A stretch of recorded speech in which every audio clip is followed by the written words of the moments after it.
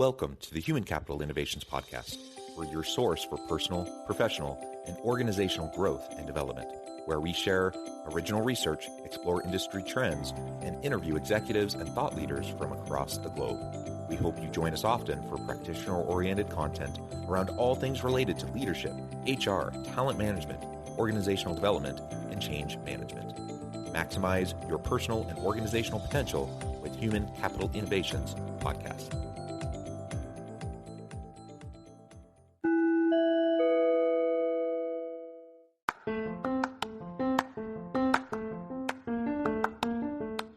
If you enjoy the Human Capital Innovations Podcast, enjoy ad-free listening by going to the Patreon page, and please consider contributing even at the producer or sponsorship level. And please leave a review.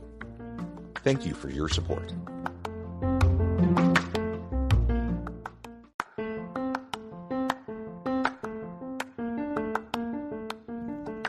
Welcome to the Human Capital Innovations Podcast. In this HCI Podcast episode, I talk with Adam Coughlin about prioritization to drive success in our entrepreneurial endeavors and entrepreneurial mindset.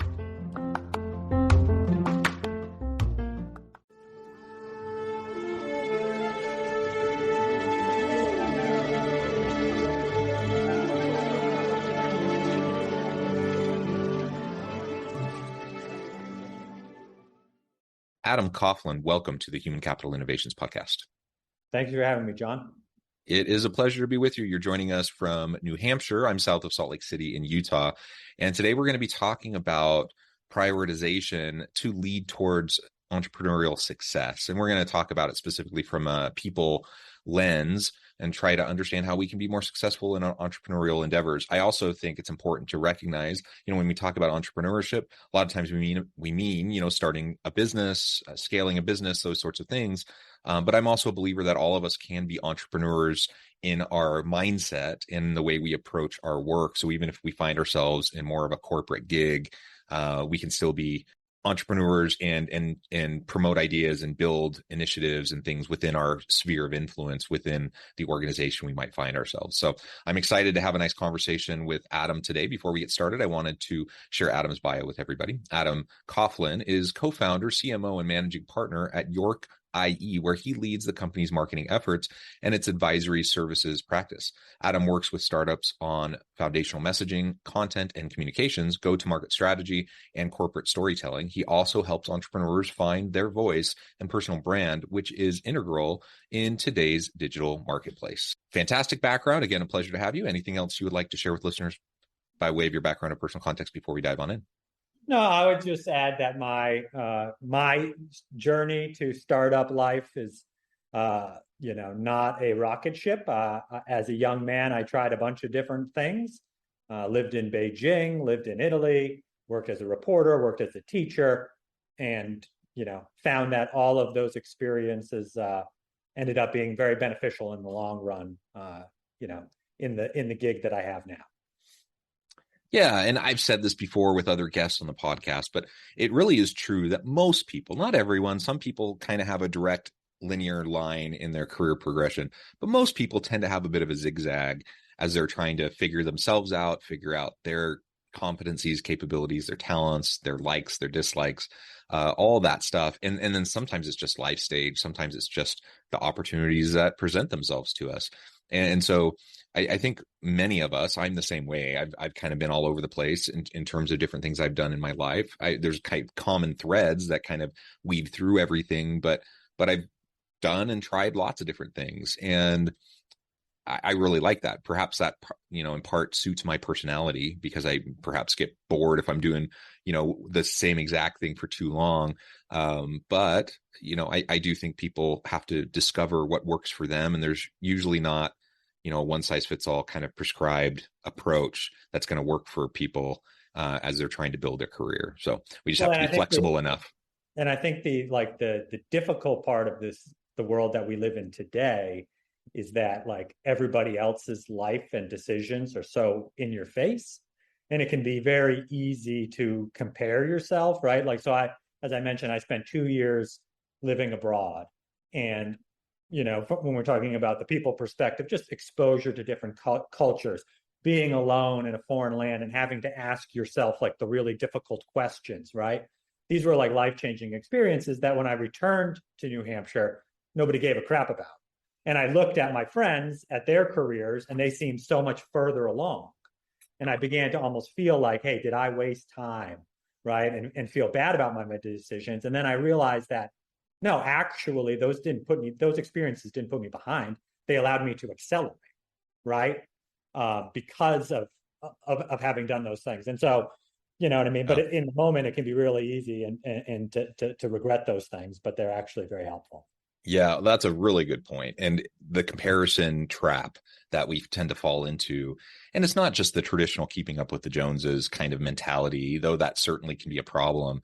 But like you said, just in terms of career progression, if we look to previous generations, we look to our parents, for example, and what they did, great, that can inform us, that can give us insights and perhaps set us on a really great path. But we're not replicating anyone else's life. So just because it worked for someone else doesn't mean it's going to work for us. And again, you have to invest up front to accelerate into gains in the future. And usually in the short run, that looks like you're getting behind. You know, I worked all through all of my schooling, but man, I'm a professor. I went through, got 2 master's degrees and a PhD. You know, it takes a long time to go through all of that schooling. And in the meantime, you know, I have other people that I went to high school or undergrad college with who had gone off and done all sorts of really cool things. And here I'm still like in a dorm room, you know, or still like doing those things. But now, you know, 10 years, 13 years actually removed from finishing that degree and having lots of really great experiences. I'm like, yeah, I can look back and I can say there were trade-offs, but it ultimately has benefited me. So we, you know, just don't fall into the trap of buying into those comparisons. Be comfortable with yourself and who you are. And I think as an entrepreneur, that's something you just have to learn to do because it's just so hard. It's such a long, hard slog. And when you're trying to spin something up, again, whether you're an entrepreneur in the traditional sense, starting a business, or even if you're just entrepreneurial in your mindset and you're within an organization trying to, you know, bootstrap a new initiative or something, it just takes a lot to get those things going. It takes a lot of emotional investment and certainly the time commitment and everything like that. And there's going to be naysayers along the way. And there's going to be lots of people that are going to, you know, you're going to question yourself, and you have to have that resilience to be able to say, you know what, I don't care what other people say. I'm going to keep pushing because I believe in this thing, whatever it is you're doing. And we just have to do that. You know, it resonates with me as you're sharing your overseas experience. I also spent about 2.5 years in South Korea very early in my career. And it was the same kind of thing. At the time, I just thought super cool opportunity. I'm super excited to do this. I wasn't really sure what it would do for me, how it would pan out. And in the immediate aftermath of that experience, for the most part, you come home and like you said, nobody cares. And in fact, people get annoyed really quick if you even want to talk about it because they don't even relate to it. And so nobody cares and you just get on with your life. But pretty soon, you know, within a few years, I'm starting to see companies being really interested in me that they would never have even looked at me had I not had that experience. But now I have, and I've been able to build on it and leverage it. And it's actually served me, that experience has served me very, very well. You know, and now I'm a couple decades removed from it. And still, it's something that people look at when they look at my resume and they're like, wow, you did what? Like, yeah, it was awesome. And so don't undersell yourself and don't dismiss, you know, what you're doing just because it might look different than others around you. Well, 2 things. One, to your point about people not caring, I literally lived in China for 2 years and I came back and my friend asked me if I learned Japanese. I said, nope, those are 2 different places. I wasn't in Japan. But to your point, to the point of like the beginning of this discussion, which is around success, right? The first thing you have to establish is what does success look like to you, right? Because those are very different approaches. Like if your success is like just make a lot of money, well, maybe the entrepreneurial route isn't actually the path to be taking, right? Because there is you can make a lot of money just working a cushy corporate job that you're not really like pushed, right? I have, as I've grown older, realized that like I have like a natural affinity towards pain. And like, I like being in like uncomfortable situations You're a because masochist, huh? I have found that it's in those situations that I'm actually growing, right? Like at York IE, like a couple of years ago, like I called my brother and I said, hey man, I must be doing something wrong because I am just facing a new problem like every single day. And they are coming from every direction. And he said, stop looking at them as problems and look at them as milestones of your growth. You've gotten further than you've ever been before. So, of course, you don't know exactly what to do.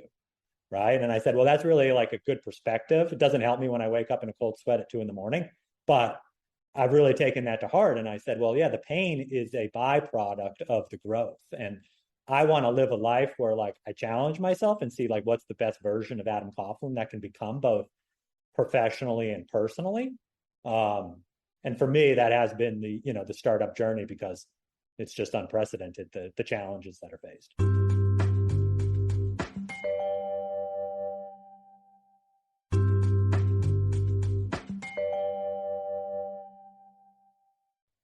Yeah, I like the framing around growth. Again, life is messy, it's complex, it's hard. Everyone lives a hard life. Even people with tremendous privilege still have their challenges. Everyone has their things that they're dealing with. And so life is hard. And let's not forget that. And let's just focus on the growth opportunities when we face the hard things. And certainly the entrepreneurial endeavor is a hard thing. Career development is a hard thing. Just learning about ourselves and learning who we are, what drives us, what our priorities are. That's a hard thing. That takes people a long time sometimes. And you think about midlife crises that people have. Now, that's just the phrase. You don't have to be midlife to have that crisis. You can have it any time. And ultimately, really, what's at the crux of those usually is that people, at some point, there's some sort of a moment where they step back and they reflect on their life and they're like, I'm not where I want to be. I'm not doing what I want to do. This doesn't align with my values or my priorities. And maybe it did in the past, but it doesn't anymore. And many people get into a career simply because that's what their parents thought they should do, or they're trying, that's what society said was a good job or whatever. So they end up following someone else's path instead of carving out their own path. And then, they have their head down, they're working hard. And then 10 years in, 20 years in, they realize I hate what I do. I want to do something else. So it's just so important, as you said, as early as we can and as often as we can to self-reflect on that and think about, what does success mean to me? If I'm successful in my life, does that mean lots of money, power, and influence? Maybe. And for some people, that's what they value most, and that's fine. It doesn't mean, family, friends, doesn't mean career growth and learning. There's like so many different things it could be. So what is success for you? What are your priorities? How do you prioritize the different types of outcomes? Because I could value all those things I just mentioned, but for me, I'm a professor. I chose to go through like ridiculous amounts of school now only to have a job that keeps me comfortably paid, but it's not like I'm ever going to get rich off of it. And that was a choice because I valued the lifestyle. I valued the flexibility and the autonomy, because I valued the time with my family. Those things, those were my top priorities. And so I had to recognize that, and I had to build a life towards that. Otherwise, I would find myself in a situation where I wasn't happy or fulfilled or had an opportunity to live my best life. So again, that's me. Everyone is different. Everyone has a different kind of a way of framing their life. And I just mentioned my personal life, but it's not just personal life. It's same thing in your work, in your career. What work gives you meaning and purpose? What work gets you excited? Those are the types of things you want to try to build into the work that you do, the career that you develop for yourself. Well, and I think the exercise of asking that of yourself personally is so important because it also makes you realize, okay, the way I answer that is different than the way somebody else will, right? And what we see a lot is like a lot of founders who start a company, many of them are subject matter experts in a particular industry, right? And they had like a problem and then they wanted to solve it. And then they were like, oh, if I solve this problem, other people will want it, right? What they haven't done before is build a company. And that transition from like kick-ass individual contributor who can completely control sort of the work product and everything in their environment, to leader who has to influence and can't control and has to rely on other people to take over responsibilities and understand what motivates those people and how do they get the best out of those people, can be a real stumbling block for first-time founders. And so I think that just awareness of like, okay, great, like this is how I work, this is how I'm motivated, this is how I find meaning. How does my team operate? And how do I, you know what I mean, communicate that with them in a way that's going to resonate with them versus how I would communicate to myself, right? And those are often different. Yeah, they are often different. And again, you just got to pay attention to it and focus in on what matters for you, and don't get caught up in, you know, what other people are doing. You know, I think even from like an academic standpoint, I was very targeted in the type of academic career that I wanted to have. And it was different than, you know, I went to a really good university for my PhD. And when when you're finishing your program, their goal is to create academics that will go to other top programs to do top-notch research and then make them look good, right? And that wasn't what I wanted, and that was never why I got into academia. I wanted to be not just a scholar. I wanted to be a scholar practitioner, and I wanted to focus on teaching and development of others first and foremost. And so I do research. I do plenty of research, and I was trained well in how to do good research.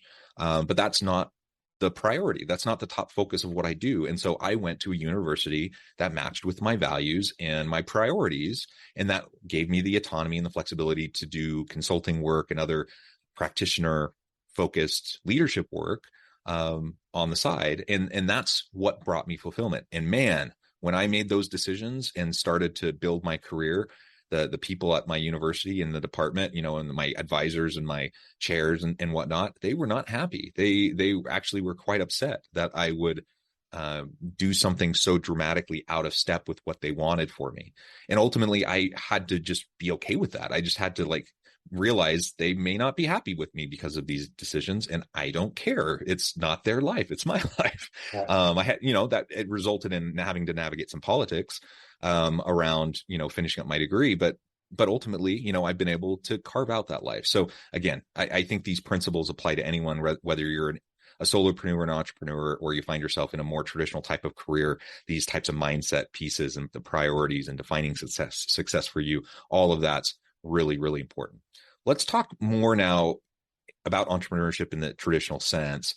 What are some of the most common challenges that you see entrepreneurs facing? You already mentioned a couple, but what are some additional challenges that entrepreneurs face, and how can we go about overcoming them?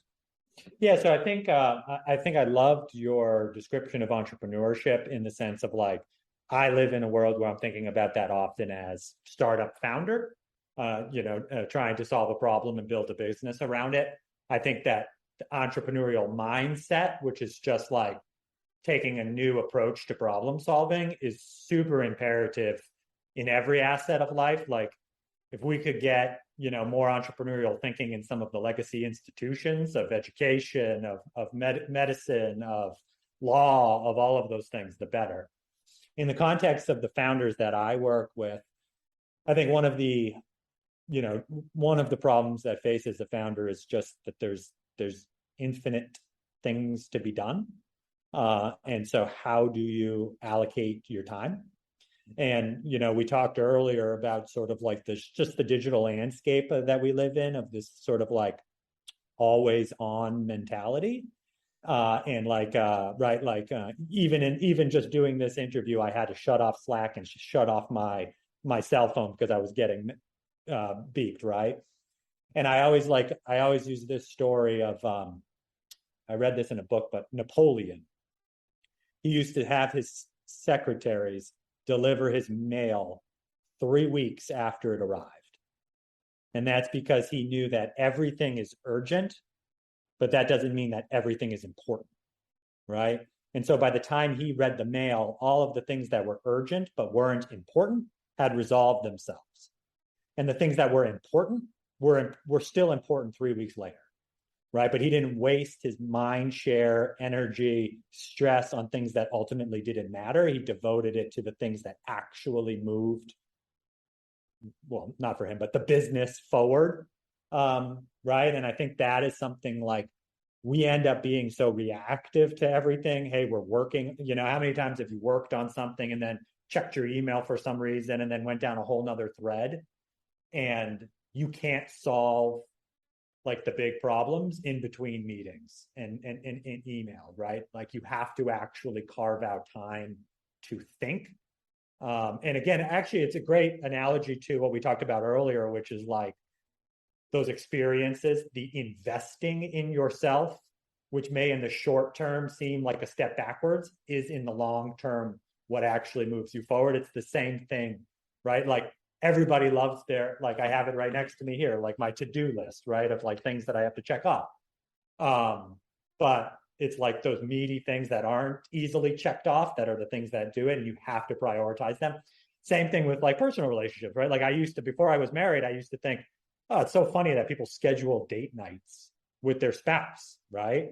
Well, and then I started a company and I had 3 children, and I realized if I don't make that time, I'm going to keep giving it away, right? And then the core relationship, the real most important thing in my life, is going to suffer from it, right? And it's the same for this way of thinking. It's like you have to prioritize it, or else it's going to slip away, and then, you know what I mean, you're actually hurting yourself in the long run.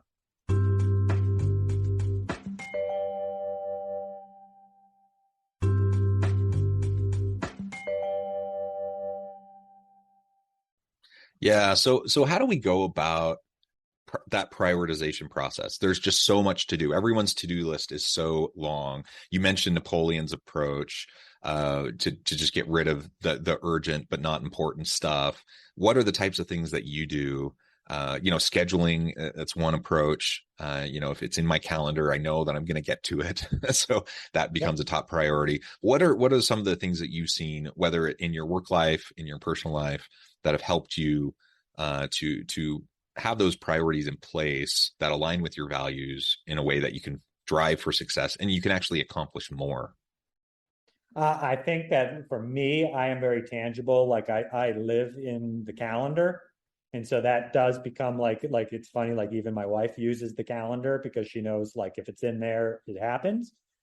And it's easy to like, and it's just, so blocking the time in the calendar to be devoted to long-term strategic initiatives is crucial. And then you have to force yourself to have the discipline to keep it, right? Because like it's easy to say like, oh, this is blocked, but like, oh, this other thing came up, right? And it's like, I think one of the biggest things that we as people can do is learn how to say no, right? Like it's so easy to always want to say yes. I am like, and that's where I love, like I work with a lot of engineers. I find that like engineers just like, hey, there are 6 things on my plate. All right. You want to add another thing? Tell me which one of those 6 things I'm taking off. Right. Whereas like I'm a marketer by nature, which is like, oh, sure, add that, add that, add that, add that. Right. And then all we've done is like, diluted the output of what we can do. And that's like, there's a great book by Ryan Holiday which is called Stillness is the Key. And he just talks about, is it better to do one thing really well or like 1,000 things okay, right? And that is like, it's interesting because in like the startup life cycle, there's like this flip.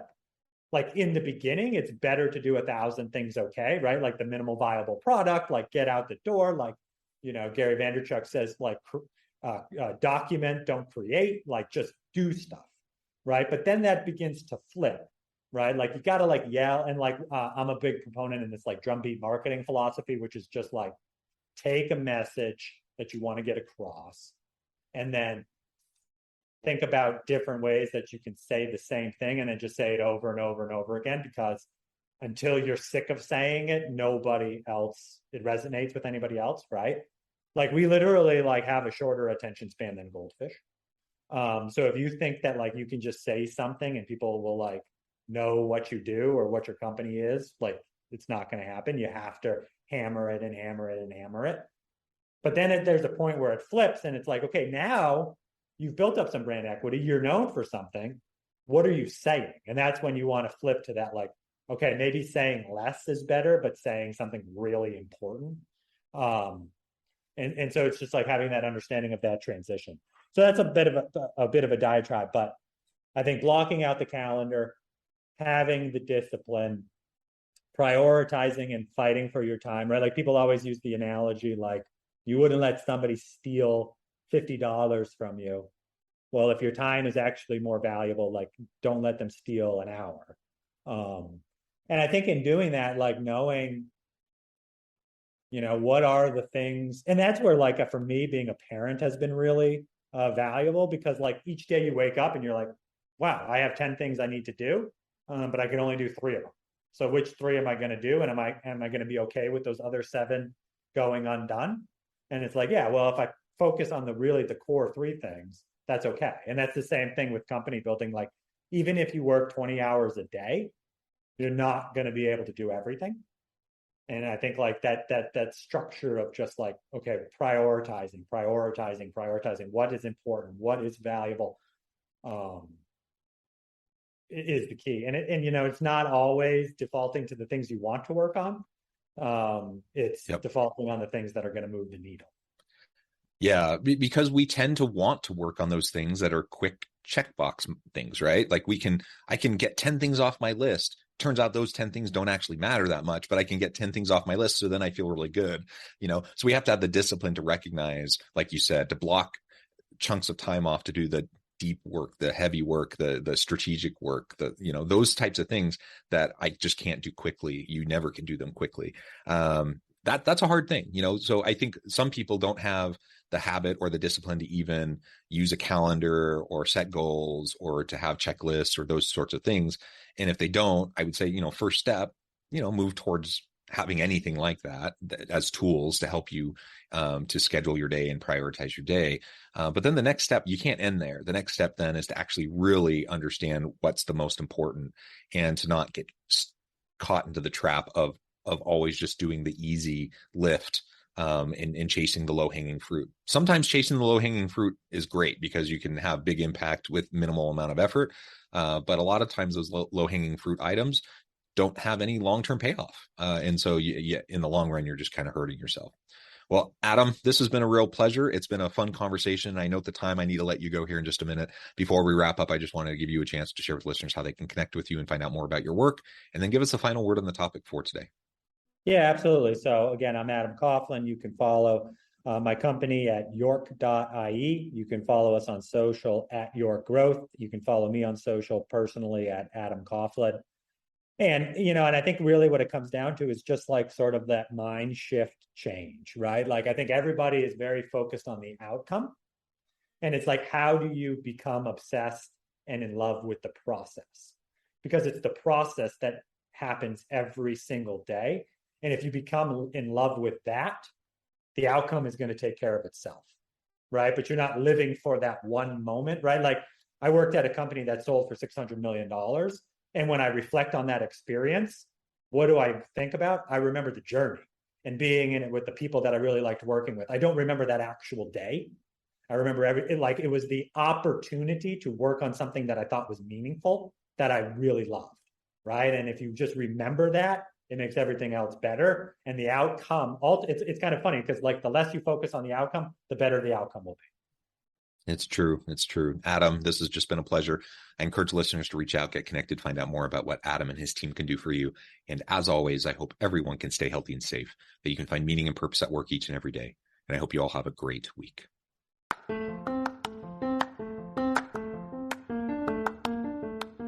Do you enjoy the Human Capital Innovations podcast? Enjoy ad-free listening by going to the Patreon page, and please consider contributing even at the producer or sponsorship level. And please leave a review. Thank you for your support.